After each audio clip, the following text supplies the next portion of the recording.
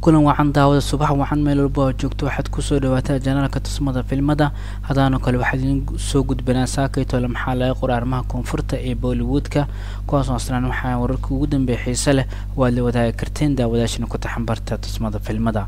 akhbaaradkeena ay waxaan ku bilaabi doonaa maxaa ka jira in jalaayasha sida Sara Ali Khan, Ananya Pandey, Janvi Kapoor iyo Sokal Farun Dhawan in ay qayb ku lahaan doonaan filimka ay ku midoobaan Alia Bhatt iyo Sokal Ranfirsin ee Rocky Aurani iyo Prem Kahani. saacadooyin kadib markii la soo fasaxay goosgooska filmka Rocky Aurani iyo Prem Kahani ayaa waxay dadka inta badan daawadayaasha arkeen in Ananya Pandey indhaheeda ay ka dhex aqoonsadeen hees ku jirta goosgooska filmkaas la soo bandhigay. Karan Johar filmkiisa Rocky Aurani iyo Prem Kahani goosgooskiisa ay wuxuu noqday mid aad loogu helay taas oo xiis ka dhex abuurtay kadib markii lagu arkay Ananya Pandey oo indhaha ay ka aqoonsadeen dadka daawanaya goosgooska ee YouTube-ka ka daawaday. waxaana markaan wararka soo kale ay sheegeen in marka laga soo tago Ananya Pandey in muuqaal gaar ah ku leedahay filmka Rocky Aurani iyo Prem Kahani ay soo ka filmkaas waxaa lagu arki doonaa in muuqaal gaar ah ay ku lahaadaan Janvi Kapoor, Sara Ali Khan iyo sidoo kale Jalal kale Farun Dhawan.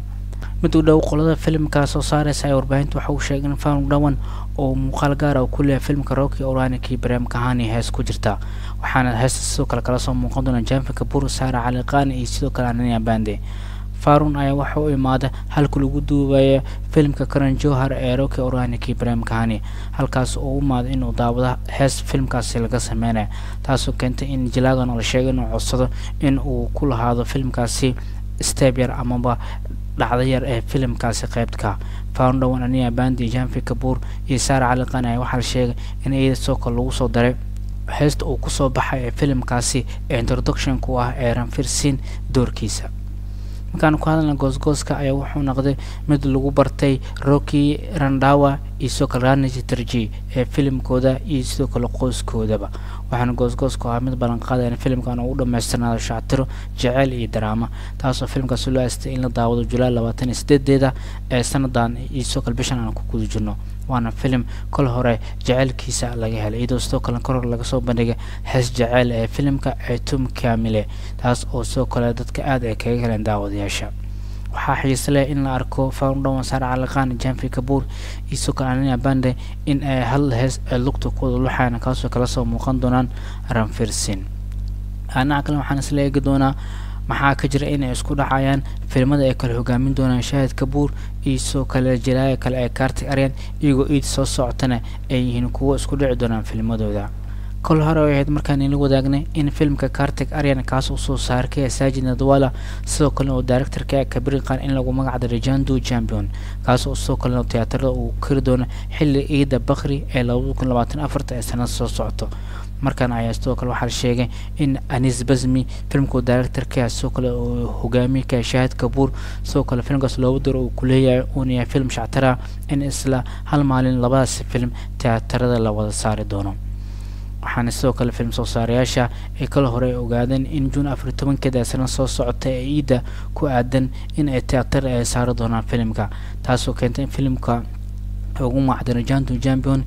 halka Anis Bazmi iyo Shahid Kapoor filmkooda wili magac loo bixin arrimaha shactarada ku saabsan waxa ay qaateen usbuuca Eid ee sanad soo socota 2024 taasoo keenaysa ama ka dhigaysa in jalaayasha Shahid Kapoor oo laba door filmkiisa ku jilay iyo Kartik Aryan oo wato director weyn Kabir Khan in ay tiyaatarada ay ku dagaalamaan. waxaana filmkan uu Shahid Kapoor hogaamiye ka yahay lagu wada in Agoosto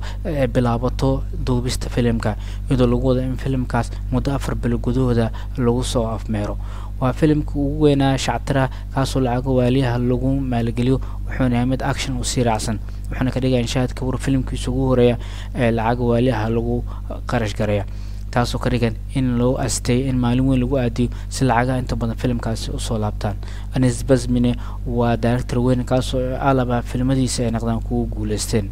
wuxuuna yahay mid alaba sameeya filmada arrimaha shactarada iyo sidoo kale horrorka ku saabsan. filmkan weli magac loo bixin ee shactarada ayaa sidoo kale waxaa qayb ka ah Rashmika Mandanna taas oo filmkaasi kala soo muuqan doonto Shahid Kapoor halka uu soo saarkaya Dilraju. inta aan kusoo koobin warbixinada saakayto laga qoray arrimaha koonfurta ee Bollywoodka kuwaasoo aslan waxay ahaayeen wararka ugu xiisaha badan oo la wadaagi karteen daawadayaashana ku taxambarta tusmada filmada. هذا warbixinada ka shalay inoo sar soo kala saxabtin la wadaaga dadku ma sintin Allah sabab muuqaalina daawatan kan gees xigana nabad geliyo